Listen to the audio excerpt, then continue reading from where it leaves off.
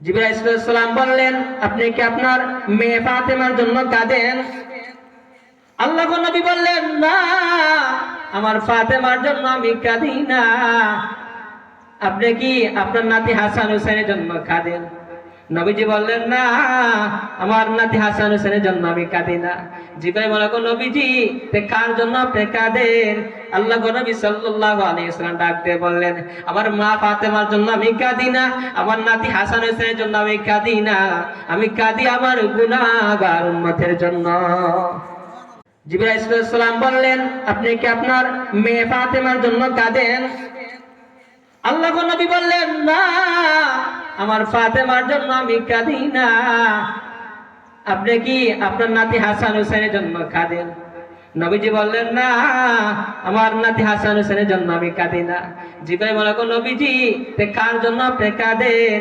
আল্লাহর নবী সাল্লাল্লাহু আলাইহি ওয়াসাল্লাম ডাক দিয়ে বললেন, আমার মা ফাতেমার জন্য আমি কাঁদি না, আমার নাতি হাসান হোসেনের জন্য আমি কাঁদি না, আমি কাঁদি আমার গুনাহগার উম্মতের জন্য। জিবরাইল আলাইহিস সালাম বললেন, আপনি কি আপনার মেয়ে ফাতেমার জন্য কাঁদেন? আল্লাহর নবী বললেন, না, আমার ফাতেমার জন্য আমি কাঁদি না। আপনি কি আপনার নাতি হাসান হোসেনের জন্য কাঁদেন? নবীজি বললেন, না, আমার নাতি হাসান হোসেনের জন্য আমি কাঁদি না। জিবরাইল বলল, নবীজি তে কার জন্য আপনি কাঁদেন?